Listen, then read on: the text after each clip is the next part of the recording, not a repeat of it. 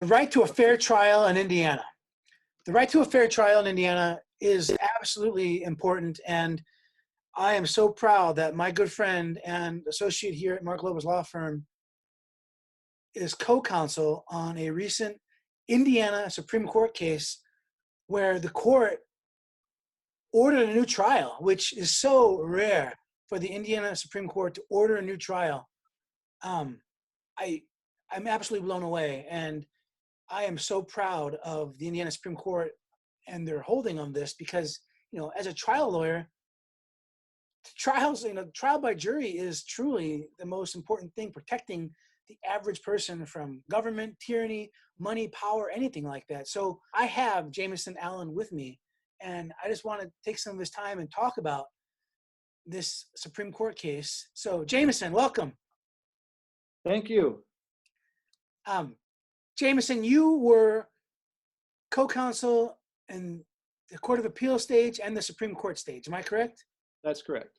So give us a brief rundown of the facts, man. How did it get from trial, Court of Appeals, to Indiana Supreme Court? Give us what do they call it? The procedure posture if we were in law school. That's it. Well, contrary to what a lot of people think, there aren't very many cases that make it that far. But what happened at trial, unfortunately, we had a client who lost her life as a result or after a surgery. And we had to sue a doctor. And the matter ended up at trial.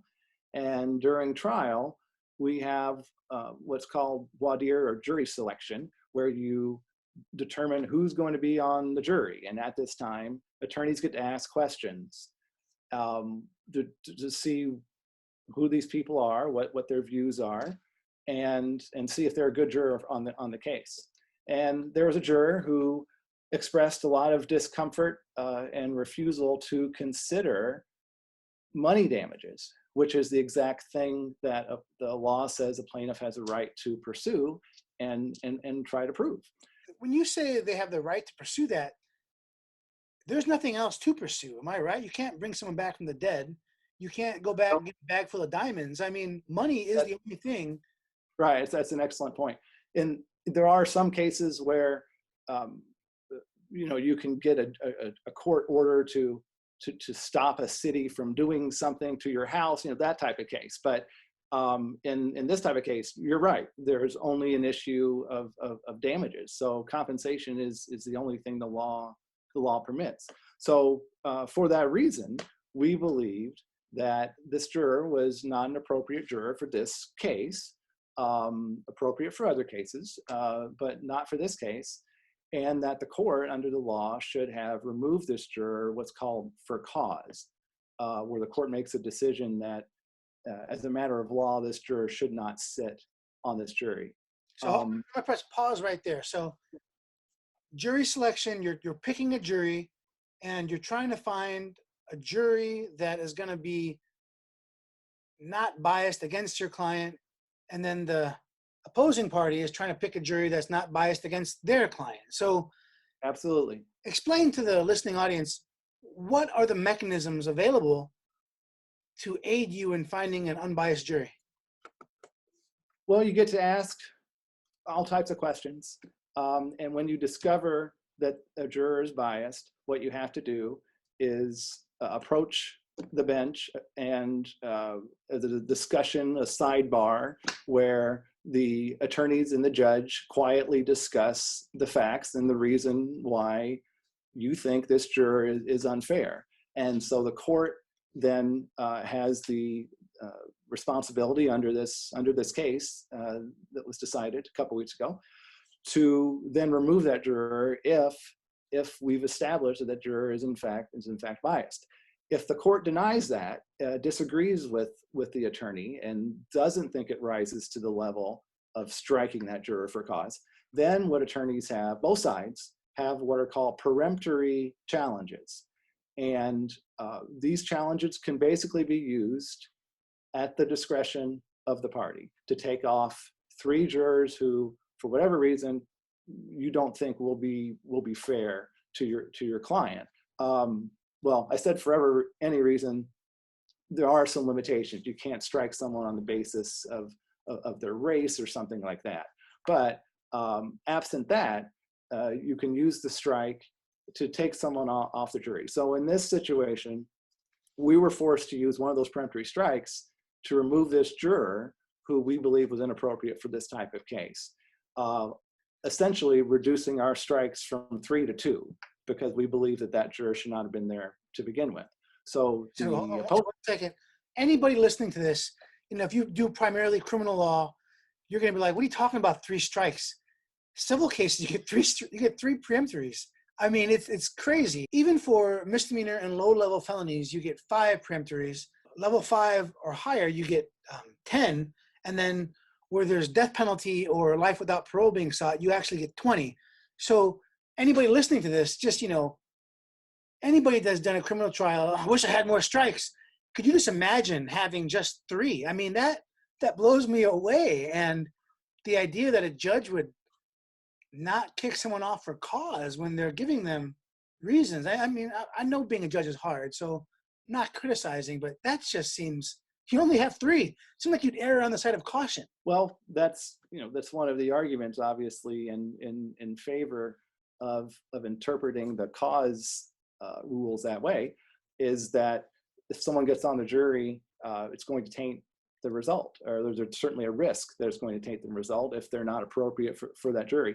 But yes, it is a tough decision. I mean, probably the toughest decision that any trial attorney ever makes is who are those strikes going to be? And in particular, who is strike number 3? And there are a lot of arguments, quiet arguments at counsel table at trial when attorneys disagree on that. But yeah, you only get 3.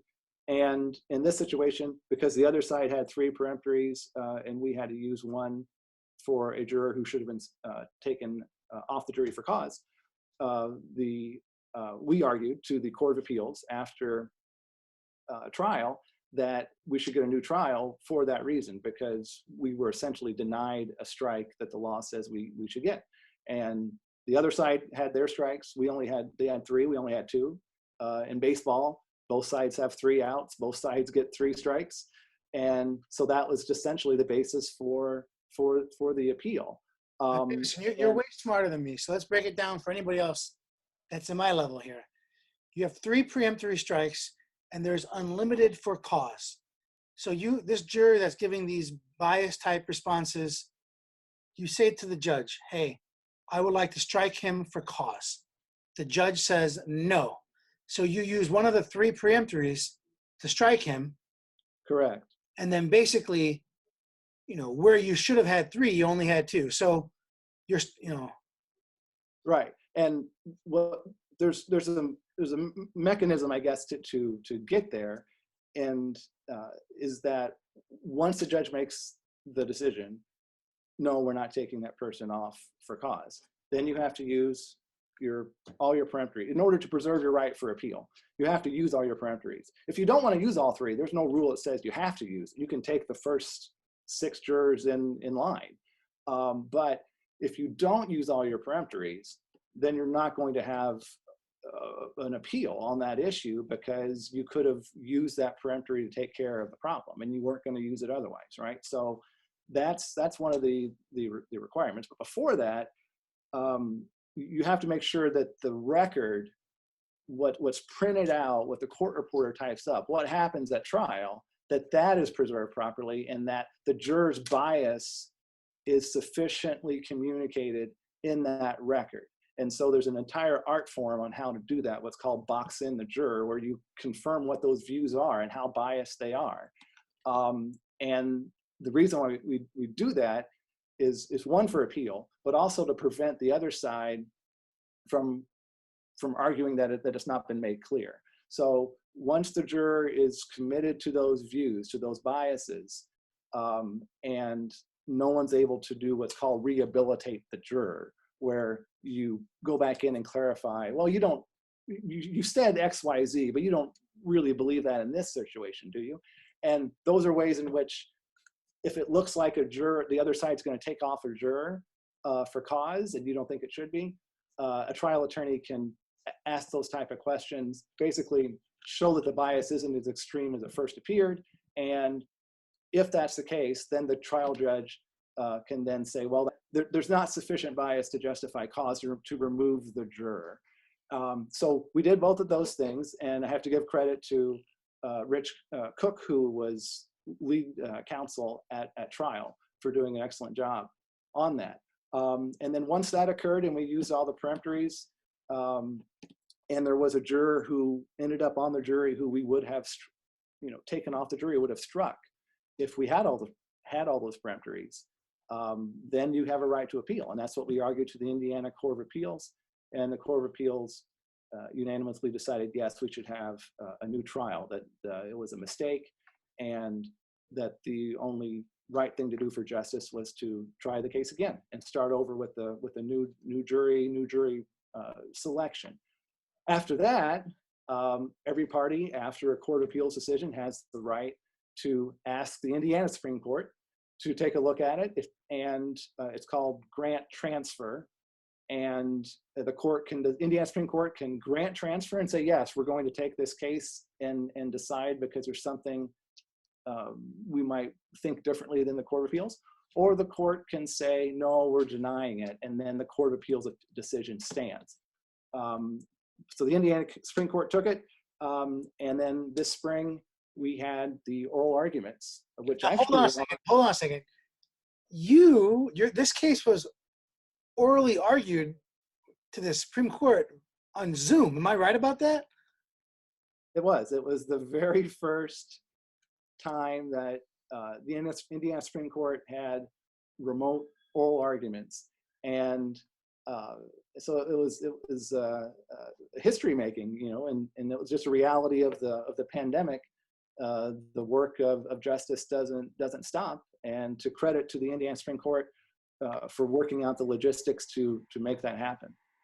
And I particularly enjoyed their virtual backgrounds as if they were in the courtroom. So I thought that was pretty clever. So I was smiling because I was watching the oral argument when it was happening, and anything involving a fair trial just piques my interest, because this is, we spend thousands of hours a year doing trial prep, practicing trial skills, working on trial skills with other attorneys. And this is something that I'm passionate about. And so very interested about that case. And, when you talked about rehabilitation of witnesses, it drives me crazy because I do a lot of criminal juries, and oftentimes the juror pool, people will start crying. I can't do this. I can't judge another person.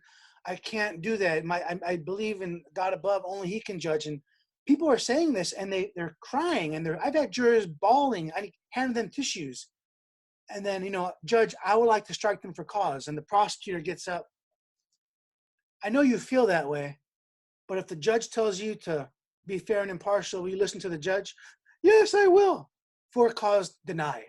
And I have to blow my peremptories. And I feel like bad complaining because I have so many more than in civil cases, but I feel for you guys. I really do. And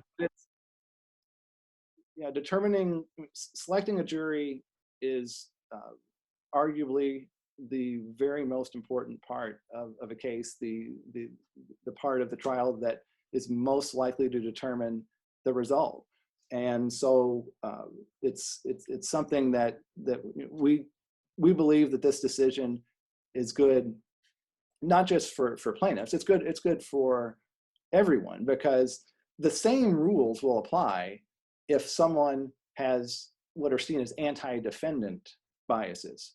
If someone if there's a case against an insurance company and someone really, really dislikes insurance companies and thinks that they undervalue claims and charge too much in premiums and et cetera, to where they're not going to be fair, and they're starting out on an unfair level where they're kind of assuming that the insurance company is not fair right at the beginning. Well, that person should not be on the jury, and that person, a judge in that case, should take that person off the jury. And that's what our case stands for. And the Supreme Court confirmed the duties of the trial court and the duties that attorneys have as officers of the court to make sure this procedure is followed, and that when people are waiting years to get their day in court, that they actually have as fair of a jury as we can, as humans, and as the law, as imperfect as it is, can give them. And that makes us very proud to achieve. So the Supreme Court ultimately said Indiana trial court should have struck that juror for cause, thereby saving your client a peremptory, which you guys could have used on the jury you actually got. Am I right about that? Yes, because the peremptory strike we had to use for this juror would have been still, in our pocket. We would have used that strike for someone who ultimately ended up on the jury. The purpose of a peremptory, in part, is to rely upon the expertise, the professional skill of the attorneys to ensure a fair trial. And what I mean by that, just as an example, is that on record, what the court reporter types up of what happens at trial, what the judges say at trial, what the jurors and the witnesses say, attorneys say. A juror on the record in what's written could say, "Oh, sure, I can be fair to that insurance company," and that's all that's written. That's what the court would read. Well, this person says they're going to be fair, but at trial they could have delivered it after, in my example of the insurance company biased juror, could have said, "Oh, sure, I'll be fair to that insurance company."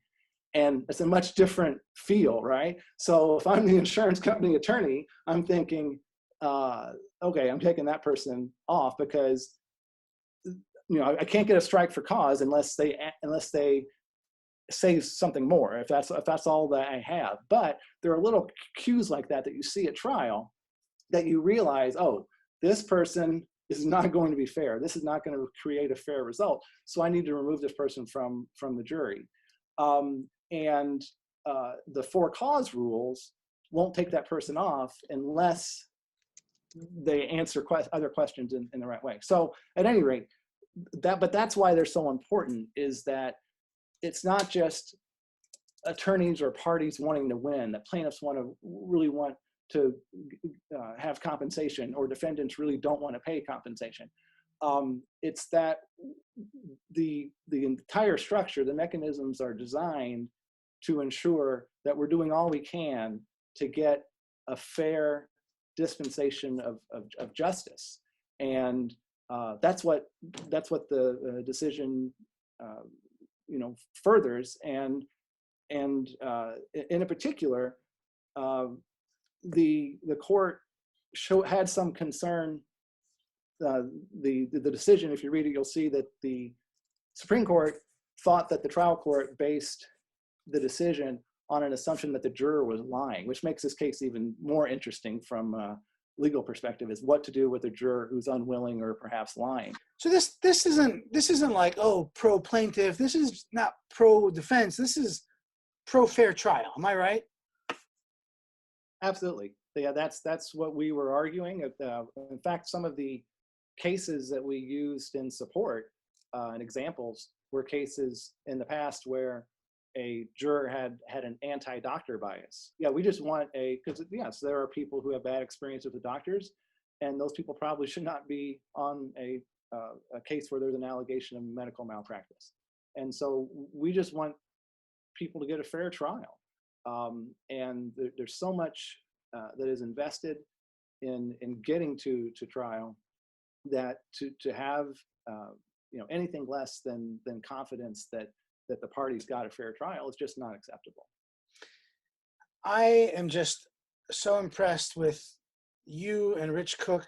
I don't know anything about this case other than what I've read in the opinion, but I do know that generally tort cases don't get paid up front.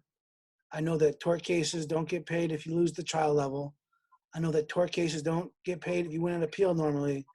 And it looks like there's more work to be done. And I am just so impressed with the work ethic, the absolute belief it takes in your client to go to trial.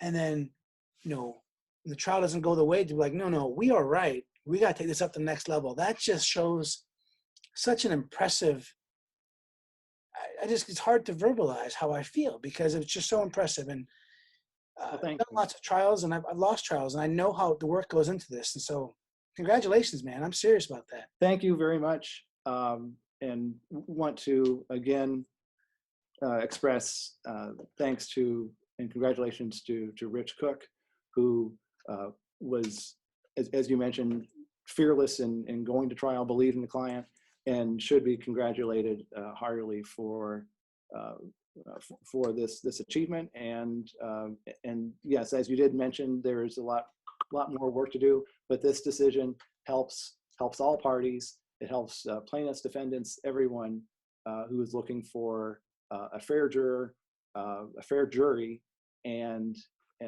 having in each side having an equal shot at justice. That's awesome. And everybody that's listening to this, we're recording this on Jamison's birthday. So if you're listening to this or watching this, even if it's days later, happy birthday, Jamison. Thank you very much.